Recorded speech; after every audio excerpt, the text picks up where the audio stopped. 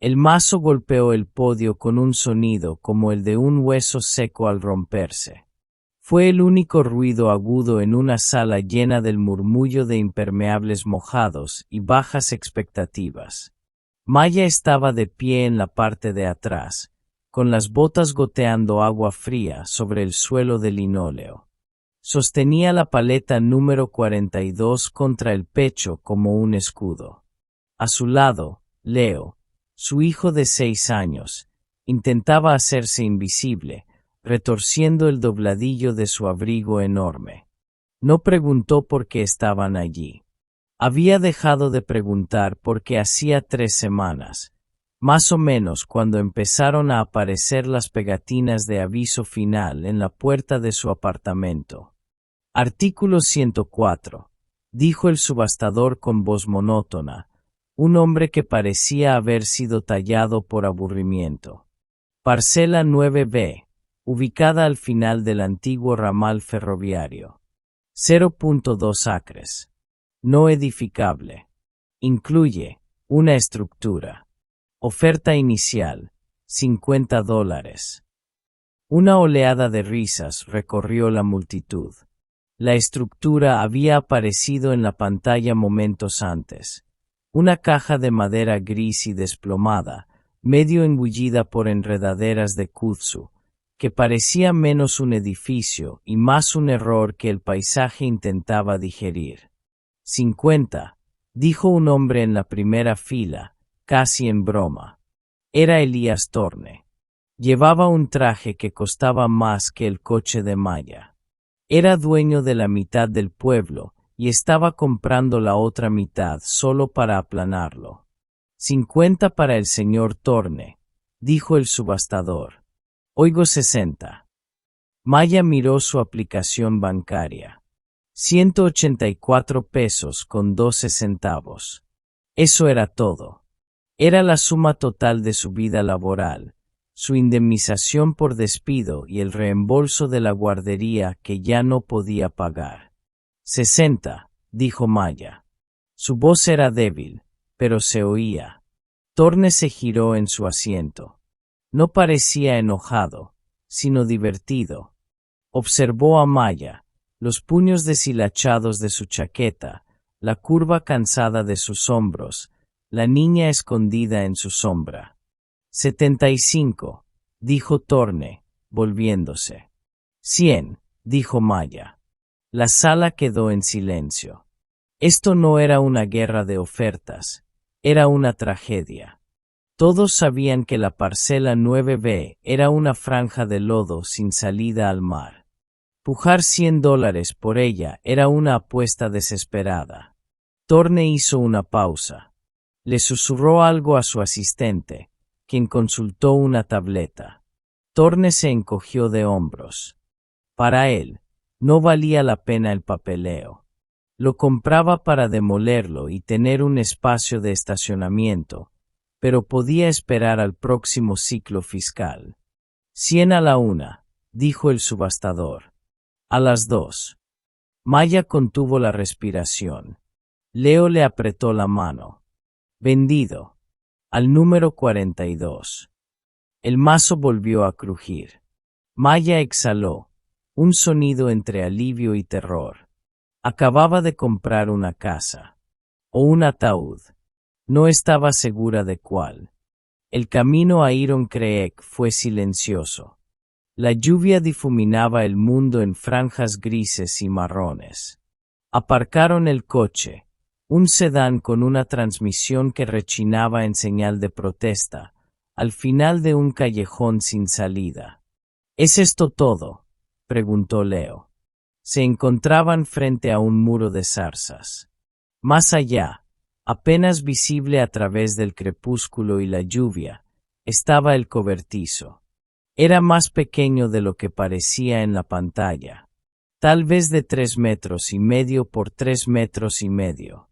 El techo se curvaba en el centro como un caballo hundido. La madera estaba negra por el tiempo y la podredumbre. Se asentaba sobre una losa de hormigón que parecía inclinarse ligeramente hacia las vías del tren abandonadas que discurrían tras ella. Es una casa para reformar, dijo Maya, forzando una alegría en la voz que no sentía. Pero es nuestra, Leo. Sin casero. Sin alquiler. Parece una casa fantasma, susurró Leo.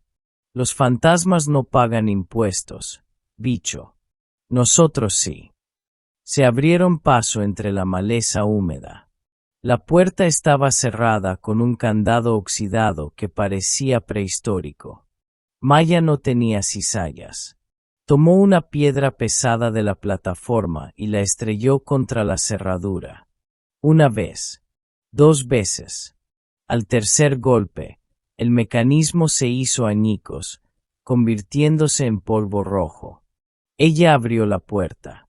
Las bisagras chirriaron, un sonido que hizo que los pájaros se dispersaran de los árboles. El olor los impactó primero. No era el olor a podredumbre que ella esperaba. Era seco, polvoriento. Olía a papel viejo, ozono y resina de pino. Maya encendió su linterna. El haz atravesó la penumbra. El interior estaba vacío. Solo una habitación con paredes de madera desnuda y un suelo cubierto por una gruesa alfombra de hojas secas que se habían colado por las grietas. Había un banco de trabajo en un rincón, lleno de latas de pintura oxidadas. Está seco, dijo Maya, iluminando el techo con la linterna. Leo, mira. El techo no tiene goteras. Fue un pequeño milagro. Las tejas estaban cubiertas de musgo, pero el subtecho estaba intacto. Podemos acampar, dijo Leo, entrando con cautela. Como en el patio trasero. Exacto, dijo Maya. Solo por un tiempo. Hasta que mamá encuentre trabajo. Instalaron sus sacos de dormir en el centro de la habitación, lejos de las paredes donde podrían estar las arañas. Comieron sándwiches de mantequilla de cacahuete a la luz de una linterna de camping. La lluvia tamborileaba en el techo, un ritmo fuerte y caótico que parecía más seguro que el silencio del coche. Pero mientras Maya permanecía despierta esa noche, escuchando la respiración de Leo, sintió el peso aplastante de su error. Lo había gastado todo en una caja de madera en un pueblo moribundo. Era una historiadora sin historia, una madre sin techo. Miró fijamente la pared frente a ella. A la luz parpadeante de la linterna, las proporciones no parecían las adecuadas. El cobertizo era cuadrado desde fuera, pero dentro, la habitación parecía rectangular, más superficial. Ella cerró los ojos, basta, se dijo a sí misma, son solo sombras. Vete a dormir. Pero el cobertizo crujía con el viento, un sonido profundo y resonante, como un violonchelo afinado en una habitación oscura. No sonaba a madera podrida. Sonaba como algo hueco. El sol de la mañana no brillaba tanto como teñía el cielo de púrpura y naranja. Maya se despertó dolorida, el suelo duro e implacable incluso a través del saco de dormir. Pero se despertó seca. Muy bien, dijo Maya, aplaudiendo. Fase 1, limpieza. Si iban a vivir en un cobertizo, no iba a ser un cobertizo sucio. Pasaron la mañana sacando los escombros. Las latas de pintura del banco de trabajo se solidificaron formando ladrillos de colores.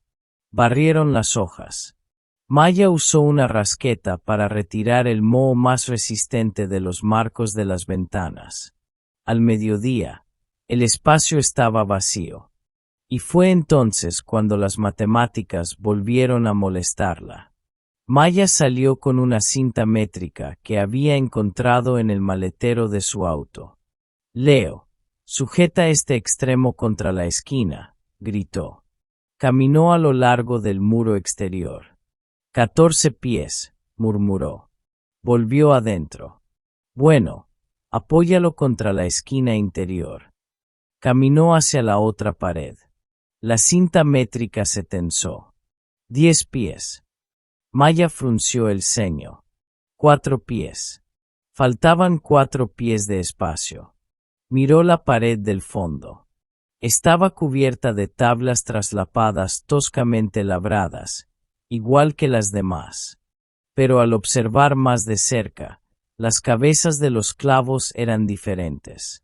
En las paredes laterales, los clavos eran de hierro oxidado, de cabeza cuadrada, antiguos. En la pared del fondo, los clavos eran redondos, de acero galvanizado. Más nuevos. Quizás de los años 50, pero aún más nuevos que el resto de la estructura. ¿Qué pasa, mamá?, preguntó Leo al ver su mirada fija. Creo que la habitación es más pequeña que la casa, dijo.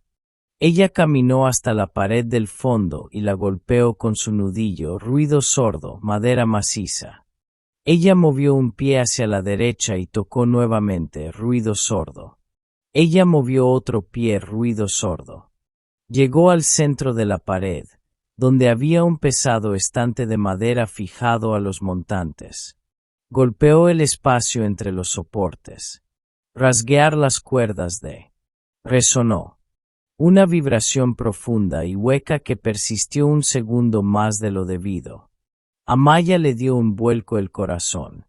Agarró la palanca que había usado antes para limpiar la hiedra. Leo, ponte las gafas de seguridad, dijo. Eran sus gafas de natación, pero servirían. Metió la palanca tras una de las tablas traslapadas. La madera crujió, resistiéndose. Había sido pintada sobre capas de barniz y suciedad. Puso todo su peso sobre ella. Grieta. El tablero se astilló y no reveló ni el aislamiento ni una pared exterior, sino oscuridad. ¿Es un pasadizo secreto?, preguntó Leo, con los ojos muy abiertos tras las gafas de natación. No lo sé, suspiró Maya. Ella arrancó otra tabla. Y otra. Tras la pared falsa no había un pasadizo. Era una puerta. Una pesada puerta de acero, pintada de negro mate, con un tirador de rueda como el de un submarino o una bóveda de banco. Escrita sobre el metal con pintura blanca descolorida, se leía: prohibida la entrada. Solo personal autorizado. 1934. Maya retrocedió, con la palanca colgando suelta en la mano. Esto no era un cobertizo de jardín. Los cobertizos de jardín no tenían puertas blindadas. Mamá, susurró Leo. Ábrelo. Maya dudó. Este era el punto de la película de terror donde el público gritaba a la pantalla.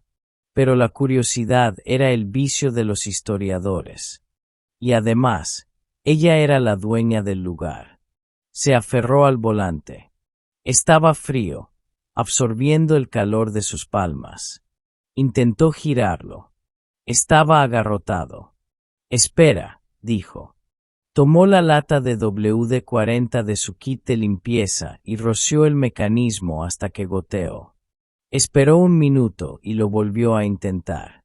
Ella gruñó, esforzándose hasta que sus botas resbalaron en el suelo. Gemido. El metal chirrió contra el metal.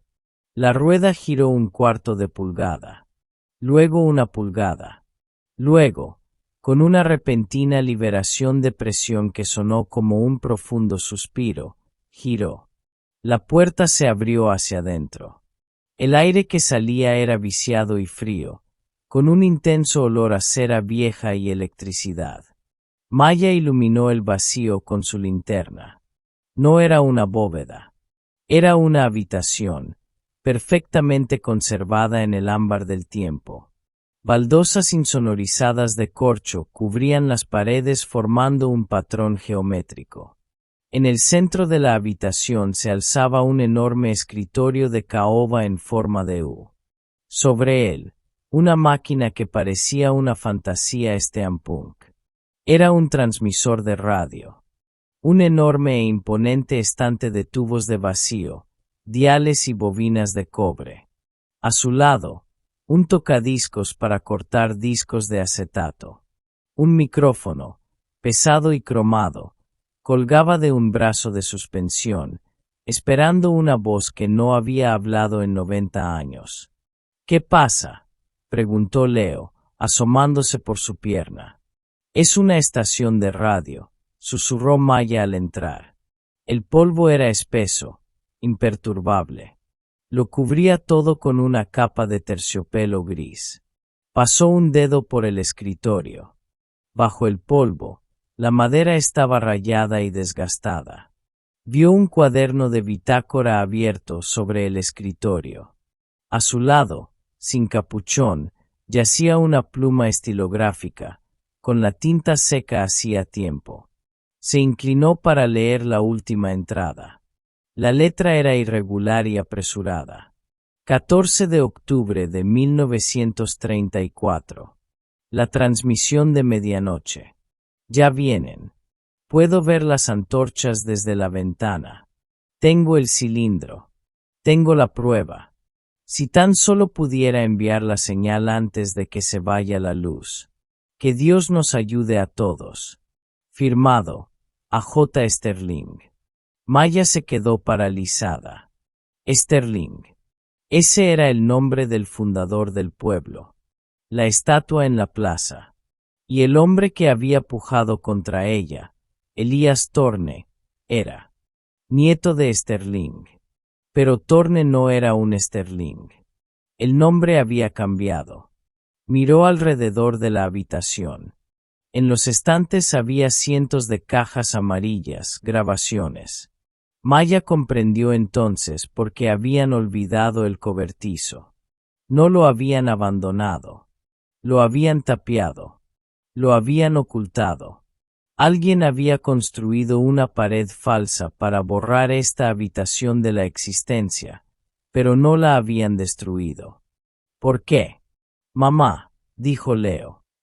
Hay una luz encendida. Maya se dio la vuelta. ¿Qué? Leo señaló el enorme soporte del transmisor.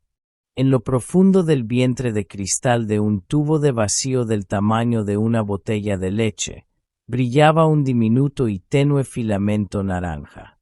Eso es imposible, dijo Maya. No hay electricidad. Pero allí estaba. Una corriente fantasma, débil y temblorosa, sobreviviendo en un circuito que no debería existir. El cobertizo no estaba muerto. Estaba dormido. Y acababan de despertarlo. Maya entró de lleno en la habitación. El corcho del suelo amortiguaba sus pasos. Era como entrar en un espacio con la respiración contenida. Leo, no toques el tubo incandescente, le advirtió en voz baja. Podría estar caliente. Se acercó al escritorio. El cuaderno de bitácora era la crónica de un pueblo en ruinas. Maya hojeó algunas páginas. Septiembre de 1934. El banco está cerrado. Thorne dice que las reservas están vacías. Sé que miente. Vi cómo el libro mayor se transfería al holding privado de Chicago. Octubre de 1934. Cortaron el suministro eléctrico de la central. Creen que el silencio los protegerá. Pero tengo el generador. Tengo las grabaciones. Maya miró los estantes de cajas amarillas. Tomó una. La etiqueta estaba escrita a máquina. E. Thorne, reunión privada, 12 de agosto. Miró el tocadiscos. Era una bestia industrial pesada. Una grabadora presto diseñada para grabar discos maestros. Junto a ella había unos auriculares pesados. Mamá, ¿podemos tocar música?, preguntó Leo, aburrido por el silencio. No es música, insecto. Es historia. Maya se puso los auriculares. Eran pesados y olían a cuero y moho. Sacó con cuidado el disco de acetato de su funda. Estaba polvoriento, pero no deformado. Lo colocó en el plato. Ahora, el poder. Siguió el grueso cable desde el transmisor hasta el suelo. Desapareció en un agujero en las baldosas de corcho. Se arrodilló y levantó la baldosa. Debajo, una vara colectora de cobre se conectaba directamente a los cimientos de hormigón. Batería terrestre, susurró Maya. Era ciencia antigua.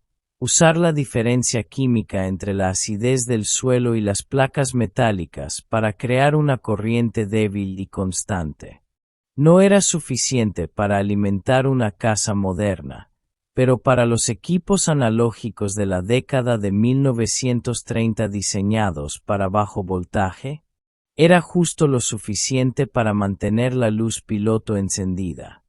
Encontró un interruptor en el plato giratorio marcado BARIA/diagonal red LSTRC y lo cambió a batería. El pesado plato empezó a girar. Al principio lentamente, luego acelerándose con un zumbido bajo y chirriante. Maya bajó la aguja. Rasguño. Pop. Silbido. Entonces, una voz. No la voz pulida de un locutor de radio, sino la de un barítono áspero y furioso. No puedes hacerles esto a las familias, Elías. Ellos construyeron este pueblo. Respondió una segunda voz. Suave. Untuosa. Una voz que Maya reconoció porque había oído su eco el día anterior en la subasta. El pueblo está muerto, Sterling. La depresión lo mató. Solo entierro el cadáver y me quedo con las joyas. Robaron los fondos de ayuda. Eso es dinero federal. Reasigné recursos. Y si publicas esto, Arthur, no solo te cerraré. Quemaré ese cobertizo contigo dentro. ¿Entiendes? Ya eres un fantasma. La grabación finalizó con el sonido de una puerta cerrándose de golpe. Maya se quitó los auriculares con las manos temblorosas. La narrativa de Iron Craig, los libros de historia que había estudiado en la universidad, decía que a J. Sterling había malversado los fondos del pueblo y huido en la noche, dejando que el pueblo se pudriera. La familia Thorne había intervenido heroicamente para salvar lo que pudo. Era una mentira. Una mentira de 90 años que había cimentado una dinastía. Elías Thorne no era un salvador, era el nieto de un ladrón. Mamá. Leo le tiró de la manga. Hay un coche afuera. Maya se quedó paralizada. La insonorización era tan buena que no oyó a nadie acercarse. Agarró la linterna y la apagó. Leo, quédate aquí. En la habitación tranquila. No salgas. Cerró la pesada puerta de acero, girando la rueda hasta que el pestillo hizo clic. Luego colocó las tablas de madera sueltas en su lugar, tapando el agujero en la pared. Salió al cobertizo principal, con el corazón latiéndole con fuerza contra las costillas, justo cuando un puño pesado golpeaba la puerta exterior. Señorita Vance. Era la misma voz de la subasta, Elías Thorne. Maya respiró hondo. Tomó una escoba, fingiendo que acababa de barrer. Abrió la puerta. Thorne estaba allí, flanqueado por dos hombres con chalecos amarillos de construcción. La lluvia había parado, pero el mundo estaba embarrado y gris. Thorne miró el cobertizo, el suelo limpio, los sacos de dormir, con una mueca de desagrado. ¿Acomodándose?, preguntó. Está seco, dijo Maya a la defensiva. ¿Puedo ayudarle, señor Thorne? Solo estaba viendo cómo estaba mi vecino. Y, por desgracia, le di una mala noticia. Le hizo un gesto con la cabeza a uno de los hombres, quien dio un paso adelante y pegó una pegatina de color naranja brillante en la madera del marco de la puerta. Condenado. Estructura insegura. No ocupar. ¿Qué es esto?, preguntó Maya, arrancándose la pegatina. Ordenanza municipal, dijo Torne, mientras se revisaba las uñas. Esta estructura no tiene agua corriente ni alcantarillado, y los cimientos están agrietados. Es un peligro para la seguridad, sobre todo para un niño. Se inclinó más cerca. Su colonia olía a almizcle y dinero. Le estoy haciendo un favor, señor Avance. Los servicios de protección infantil no ven con buenos ojos a las madres que viven en la miseria. Si se va voluntariamente mañana al mediodía, le devolveré sus $100. Incluso le incluiré el billete de autobús a la ciudad. ¿Y si no lo hago? Luego llegan las excavadoras a las 12:01. Estamos despejando la maleza para el nuevo estacionamiento. Si el cobertizo sigue ahí, bueno, los accidentes ocurren. Sonrió. Era la sonrisa de un tiburón que sabe que el agua está llena de sangre. Toma la decisión correcta. Por el chico. Se dio la vuelta y caminó de regreso a su elegante automóvil, con los zapatos chapoteando en el barro. Maya estaba en la puerta, agarrando la nota de expropiación arrugada. Miró el papel naranja. Luego miró la pared falsa que tenía detrás. Él lo sabía. Quizás no lo sabía exactamente, que estaba en el cobertizo, pero conocía la leyenda. Sabía que su abuelo había silenciado algo allí, y quería enterrarlo para siempre. Maya volvió a entrar y cerró la puerta con llave. Apartó las tablas y giró la rueda de la puerta blindada. Leo estaba sentado en la silla del capitán, girando. ¿Se ha ido el hombre malo?, preguntó. Por ahora, dijo Maya. Miró el enorme soporte del transmisor. La luz roja dentro del tubo parpadeaba, débil pero persistente.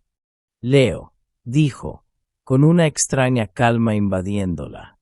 ¿Quieres aprender a ser DJ? La fecha límite era un peso físico en la habitación. Mediodía. Maya había pasado la noche despierta, impulsada por la adrenalina y el aire añejo y polvoriento de la sala de radio. Había revisado cada caja. No fue solo el robo. Fue todo.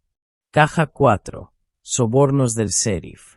Caja 12, el encubrimiento del colapso de la mina.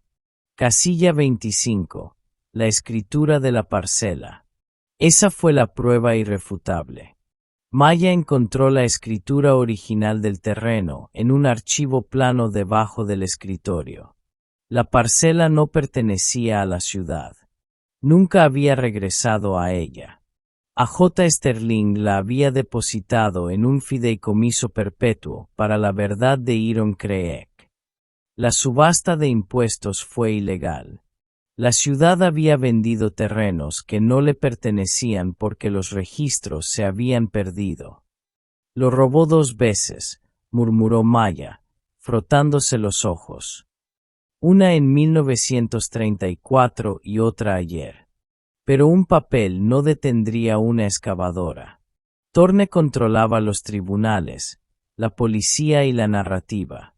Si entraba en la comisaría con esto, desaparecería antes de que pudiera completar el papeleo. Necesitaba un testigo. Necesitaba todos los testigos. Miró el transmisor. Era un equipo AM de 500 vatios. En 1934, esa señal habría cubierto todo el valle. Y ahora, los condensadores estaban secos, los tubos eran frágiles y la antena, se dio cuenta Maya sobresaltada. Ella no había visto ninguna torre afuera. Ella agarró los esquemas de la pared, Fig 1, dipolo de tierra subterráneo. Sterling no había construido una torre. Había enterrado los cables de la antena en la plataforma del tren, usando las propias vías de hierro como un amplificador de señal masivo. Fue una genialidad. Y era indetectable. Mamá, Tengo hambre, dijo Leo desde su saco de dormir. Maya le entregó la última barra de granola. Lo sé, cariño. Solo un poco más. ¿Nos vamos?, preguntó Leo. El hombre dijo que teníamos que irnos. Maya miró a su hijo. Vio el miedo en sus ojos, el miedo que ella misma había infundido al perder su trabajo, al arrastrarlo a un cobertizo en el bosque. Se había pasado el último año disculpándose con él. Lo siento, no hay juguetes. Lo siento, no hay pizza. Lo siento, lo siento. Ella había terminado de disculparse. No, dijo Maya con firmeza. No nos vamos. Vamos a hacer una llamada. Una muy fuerte. Ella fue a trabajar. El transmisor necesitaba más energía de la que la batería terrestre podía proporcionar. La batería era para el modo de espera. Para transmitir, necesitaba energía. Conectó un cable alargador grueso desde las luces de renovación del cobertizo, que en realidad estaban conectadas a la batería de su coche mediante un inversor, hasta el bus principal del transmisor. No duraría mucho, quizás 10 minutos antes de que su coche se apagara, pero fue suficiente. Pelaba cables con los dientes. Limpiaba los contactos con el borde de la manga. Reemplazaba un fusible fundido con un trozo de papel de aluminio del envoltorio de un chicle, un truco que le había enseñado su padre, ingeniero. A las 11:30 horas, el sonido de motores pesados se esparció por las paredes. Maya salió de la sala de radio y miró por la ventana polvorienta del cobertizo. 2 excavadoras amarillas estaban paradas al final de la calle. Un coche patrulla de la policía municipal estaba aparcado detrás. Elías Torne estaba apoyado en el capó, mirando su reloj. Llegó temprano. Leo, dijo Maya con voz firme. Necesito que seas mi ingeniero. ¿Puedes hacerlo? Leo asintió, percibiendo la gravedad del momento. ¿Qué hago? Siéntate aquí. Señaló al suelo junto al interruptor que había manipulado. Cuando te señale, necesito que acciones este interruptor. Y luego lo mantengas pulsado. No lo sueltes, aunque salten chispas. ¿Como Frankenstein?, preguntó Leo. Exactamente como Frankenstein. Maya se sentó en la silla. Se puso los auriculares. Colocó el disco de acetato, La confesión, en el tocadiscos, pero aún no había fijado la aguja. Acercó el pesado micrófono cromado. Ella volteó la calentamiento alternar. El zumbido del estante de tubos aumentó. El resplandor naranja se transformó en un amarillo intenso y furioso. El olor a ozono llenó la pequeña habitación. La aguja del indicador de salida se movió. 11:45 de la mañana. Afuera, las excavadoras engranaron. El ruido de las orugas sobre la grava se hizo más fuerte. Venían por el camino de entrada. Maya miró el dial de frecuencia, 10:40 AM.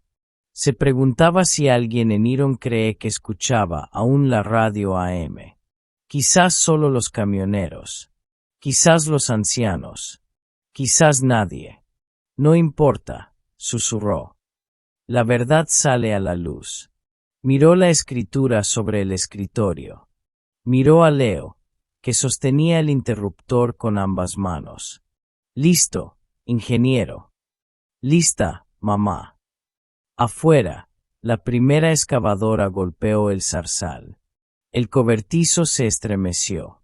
El polvo caía del techo. Ahora, gritó Maya. Leo accionó el interruptor. El sonido no era solo ruido, era presión. El transmisor cobró vida, consumiendo la energía de la batería del coche de Maya en un trago voraz. Las luces del cobertizo se atenuaron. En el estante, La aguja se estrelló contra la zona roja, en el aire. Maya agarró el micrófono. Le temblaba la mano, pero su voz era la de una madre defendiendo a su cachorro. Gente de Iron Creek, dijo. Dejen lo que están haciendo y escuchen. Su voz viajó a través de los cables enterrados, energizó los rieles de hierro de la vía del tren y explotó hacia afuera. En el restaurante del pueblo, la vieja radio detrás del mostrador, que solía estar con estática, cobró vida de repente. A la camarera se le cayó una cafetera.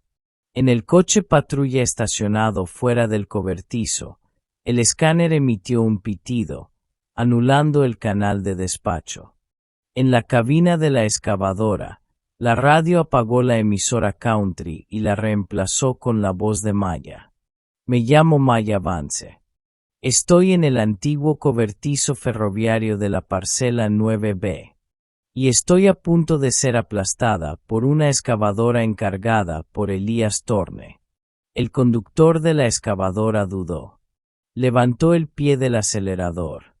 Sigan adelante, gritó Torne desde la carretera, agitando el brazo. Es un truco. Derríbenlo. Dentro de la sala de radio, Maya vio que el indicador parpadeaba. La batería de su coche se estaba agotando rápidamente. Les han dicho que este pueblo murió por mala suerte, dijo Maya al micrófono. Les han dicho que la familia Sterling huyó con su dinero. Pero los muertos no corren. Agarró el brazo del tocadiscos y dejó caer la aguja sobre el disco de acetato. Rasguño. Silbido. Y entonces, la voz del muerto a J. Sterling llenó el valle. No puedes hacerles esto a las familias, Elías. Ellos construyeron este pueblo. El pueblo está muerto, Sterling. Solo enterraré el cadáver y me quedaré con las joyas. Afuera, el conductor de la excavadora apagó el motor. Abrió la puerta y se asomó, escuchando. El sonido provenía de los altavoces de su propia cabina, alto y claro. Torne se quedó paralizado. Él también lo oyó. Venía del sistema de sonido del coche patrulla. Si publicas esto, Arthur, no solo te callaré. Quemaré ese cobertizo contigo dentro. El fantasma del abuelo estaba acusando al nieto. Dentro del cobertizo saltaron chispas del interruptor de encendido manipulado. ¡Alto, Leo! Gritó Maya. Hace calor, gritó Leo, pero no lo soltó. Maya agarró la escritura y empezó a leer. Tengo la escritura original de este terreno, fechada en 1934, depositada en un fideicomiso público. Elías Torne no es el propietario de este terreno. Tú, la gente de Iron Creek, es dueña de la estación fantasma. Y todo lo que contiene, el libro de cuentas de los fondos de ayuda robados, los sobornos, los informes del derrumbe de la mina, está todo aquí. La señal empezó a desvanecerse. El audio flaqueó. Si quieres recuperar tu historia, dijo Maya con la voz entrecortada, ven a buscarla, antes de que la vuelva a enterrar. La batería del coche se murió. Las luces se apagaron. El transmisor emitió una nota moribunda y se quedó en silencio. El silencio volvió a invadir la habitación, pesado y aterrador. Funcionó, susurró Leo en la oscuridad. Maya lo sentó en su regazo. No lo sé, cariño. Afuera también reinaba el silencio. Las excavadoras no se movían. Entonces, la voz de Torne, gritando con una rabia que sonaba desquiciada. Hazlo. Te pago para que trabajes, no para que escuches historias de fantasmas. Aplana. Ahora. El motor de la excavadora volvió a la vida rugiendo. Maya cerró los ojos con fuerza. Se acurrucó alrededor de Leo.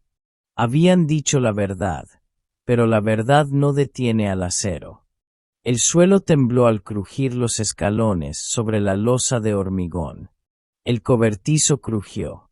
Crujido. La esquina del techo se quebró. Los escombros cayeron sobre la pared falsa. «Mamá», gritó Leo. «Te amo», susurró Maya. «Te amo muchísimo». Luego, una sirena. No era la sirena de la policía. Era un sonido diferente. El sonido de 100 motores. Maya oyó el chirrido de neumáticos en la carretera. Portazos. Voces gritando. «Oye, atrás. Saquen esa cosa del cobertizo». Maya se desenrolló. Se levantó en la oscuridad y caminó hacia la puerta blindada. La empujó. Pasó por el agujero en la pared, pasando la viga rota del techo, y empujó la puerta exterior. Ella parpadeó bajo la luz gris. La carretera no estaba vacía. Estaba congestionada.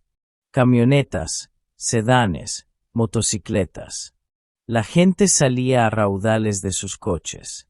La camarera del restaurante. El mecánico. El bibliotecario. Ancianos que recordaban la depresión. Jóvenes que la transmitían en sus teléfonos. Habían formado un muro entre el cobertizo y las excavadoras. El conductor de la excavadora tenía las manos en alto y parecía aterrorizado por la multitud. Y en el centro de todo, el sheriff, el verdadero sheriff, no el personal de seguridad contratado por Thorne, estaba parado frente a Elías Thorne. Thorne, con la cara roja, señalaba el cobertizo. «Esto es propiedad privada. Arréstenlos». El sheriff negó lentamente con la cabeza. Levantó su teléfono, que reproducía una grabación de la transmisión. «En realidad, señor Thorne», dijo el sheriff con voz dura, «según esto, es propiedad pública. Y creo que tenemos algunas preguntas sobre un caso sin resolver de hace 90 años». Maya salió al porche, con Leo sosteniéndole la mano. La multitud guardó silencio. Cientos de ojos miraban a la mujer del abrigo sucio y al niño con gafas de natación. Entonces alguien empezó a aplaudir. Empezó despacio. Una persona. Luego otra. Luego, un rugido de aplausos que ahogó la lluvia, las excavadoras y las mentiras. Maya miró a Thorne. Ahora parecía pequeño. Solo un hombre con un traje embarrado que había perdido. Ella miró a Leo. «¿Ves?», susurró. «No nos vamos». Leo sonrió, bajándose las gafas protectoras. «Somos locutores». La adrenalina que había sostenido a Maya durante la transmisión finalmente se esfumó, dejándole las piernas como agua. Se sentó en el borde del porche, con la madera áspera húmeda bajo sus vaqueros, observando al sheriff escoltar a Elías Thorne a la parte trasera de una patrulla. Thorne no gritó ni se resistió. Estaba sentado en el asiento trasero, mirando al frente, con el aspecto de un hombre que había despertado en un mundo que ya no le pertenecía. La multitud no se dispersó. En una ciudad, la gente se queda mirando un accidente de coche y sigue adelante. En Iron Creek, se quedaron. Este era su accidente. Esta era su historia, rescatada de los escombros. Una anciana con un gorro impermeable subió cojeando las escaleras. Maya la reconoció como la señora que regentaba la lavandería donde habían lavado la ropa la semana anterior. «¿Es cierto?», preguntó la mujer con voz temblorosa. «¿Sobre los fondos de ayuda? Mi papá perdió su granja en el 35. Siempre decía que el dinero simplemente desapareció». Maya metió la mano en su bolsillo, el bolsillo de un abrigo que era demasiado fino para el clima, y sacó el disco de acetato que había guardado del tocadiscos. «No desapareció», señora Gabel, dijo Maya en voz baja. Fue robado. Y ahora sabemos a dónde fue. La mujer extendió la mano y la tocó. Su piel estaba fría y áspera, pero la agarró con fuerza. Gracias, susurró, por traer a los fantasmas a casa. Esa noche no durmieron en el cobertizo. El dueño del restaurante, un hombre llamado Sal, que había estacionado su camioneta frente a la excavadora, insistió en que ocuparan la habitación libre que había encima de su tienda. No es el RIS, dijo Sal, cargando la mochila de Leo. Pero el techo no tiene goteras y la calefacción funciona. Leo se durmió antes de que su cabeza tocara la almohada, agarrando sus gafas de natación como un talismán. Maya estaba sentada junto a la ventana, observando cómo las farolas se reflejaban en el pavimento mojado del pueblo del que casi había huido. Ya no parecía un pueblo moribundo. Parecía un lugar que contenía la respiración, esperando a ver qué traería la mañana. La mañana trajo abogados, pero no los abogados de Torne. Un equipo de la Sociedad Histórica del Estado llegó antes del mediodía, convocado por la grabación viral de la transmisión. Trataron el cobertizo no como una choza abandonada, sino como una tumba de faraones. Maya los condujo adentro. Observó cómo se ponían guantes blancos y levantaban con reverencia las cajas amarillas de los estantes. Esta colección no tiene precedentes, dijo el archivista principal, ajustándose las gafas. Creíamos que la estación fantasma era un mito, un cuento popular. Aquí tienen los registros administrativos completos de la época de la Depresión. Esto cambia por completo la narrativa del condado. ¿Y qué pasa con la escritura?, preguntó Maya. El archivista sonrió.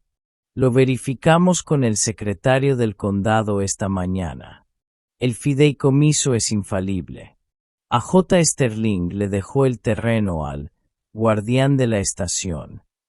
Legalmente, señor Avance, parece que es usted. Maya miró la habitación, las paredes de corcho, los tubos brillantes, las motas de polvo que danzaban bajo la luz de la linterna. Ya no era una ocupa. Era la guardiana. 3 meses después. La nieve había llegado temprano a Iron Creek, cubriendo los árboles con azúcar blanca, pero el camino hacia el ramal ferroviario estaba despejado y limpio. Maya estaba de pie en la puerta del cobertizo. Ya no parecía una ruina. El techo había sido reforzado con vigas nuevas. Se había raspado la podredumbre y sellado la madera. Un discreto letrero se alzaba junto al camino, Museo de Radio de Iron Creek. Est. 1934/diagonal, redescubrido 2024. En el interior, la pared falsa había sido sustituida por cristal, lo que permitía a los visitantes ver la estación fantasma exactamente como la había dejado a J. Sterling. Maya ajustó la calefacción. Ya no llevaba el abrigo deshilachado. Llevaba un suéter grueso de lana y un cordón que decía SOR. El ayuntamiento, excepto Elías Torne, quien estaba a la espera de juicio por fraude e incendio provocado, votó unánimemente contratar a Maya para administrar el sitio. No era una fortuna, pero era un salario. Y, sumado a las donaciones colectivas que habían llegado de oyentes de todo el mundo, era suficiente. Mamá, lo arreglé. Leo entró corriendo desde la trastienda, que habían convertido en una pequeña oficina. Llevaba un soldador, desconectado, y una placa de circuito. ¿Arreglaste la cafetera?, preguntó Maya sonriendo. No, el bucle, dijo Leo. Para la gira. Corrió hacia la mesa de mezclas, una moderna, junto al equipo antiguo. Presionó un botón. Los altavoces en los rincones de la sala cobraron vida. Esta vez no era la voz enfadada de Sterling. Era un montaje que Maya y Leo habían editado juntos. Empezó con el siseo del viejo disco. Luego, la voz de la señora Gabel hablando de su padre. Luego, Sal, del restaurante, hablando de la mina. Después, decenas de voces más. Gente del pueblo que había venido al cobertizo a grabar sus propios recuerdos, añadiendo sus historias al archivo. Esto es Iron Creek, la voz de Leo decía en la grabación, sonando valiente y fuerte. Y seguimos transmitiendo. Maya escuchó el bucle.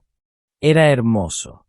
Era el sonido de una comunidad reconstruyéndose. Se acercó al transmisor original. El tubo seguía encendido. Ya lo habían conectado correctamente a la red eléctrica, pero le gustaba pensar que la batería de tierra seguía ayudando, aunque fuera un poco. Pensó en el día que entró a la subasta, mojada y desesperanzada, pujando por una caja de podredumbre porque era lo único que podía permitirse. Pensó en la vergüenza de la falta de vivienda, la sensación de ser invisible. Ella ya no era invisible. Y la verdad tampoco. Oye, Buck, dijo Maya. Toma tu abrigo. Sal nos guarda un reservado para comer. Leo agarró su abrigo y sus gafas. Podemos revisar primero el apartado de correos. Claro. ¿Esperas cartas de fans? Tal vez, sonrió Leo. Salieron al aire fresco del invierno. Las vías del tren, antaño oxidadas y olvidadas, ahora estaban siendo despejadas para construir una ruta de senderismo que llevaría a los turistas directamente a su puerta. Maya cerró la pesada puerta del cobertizo, no con un candado oxidado, sino con un pestillo nuevo y reluciente. Se detuvo un momento, con la mano sobre la fría madera. Podía sentirlo. Un leve y rítmico zumbido en la madera. No era el viento. No era un fantasma. Era la frecuencia del lugar. El zumbido de un secreto que finalmente había sido revelado. Mientras caminaban por el camino, de la mano, la nieve empezó a caer de nuevo. Pero no hacía frío. Era como una página en blanco. Mamá, preguntó Leo, mirando el cielo gris. Sí, Leo. ¿Crees que el señor Sterling puede oírnos? Maya se detuvo. Volvió a mirar el pequeño y desafiante cobertizo que se alzaba contra la arboleda, con la chimenea humeando suavemente desde el calentador del interior. Creo, dijo Maya, apretándole la mano, que por fin dejó de gritar. Y ahora, solo está escuchando. Se volvieron hacia el pueblo, hacia las luces del restaurante y el calor de un hogar que nadie jamás podría arrebatarles.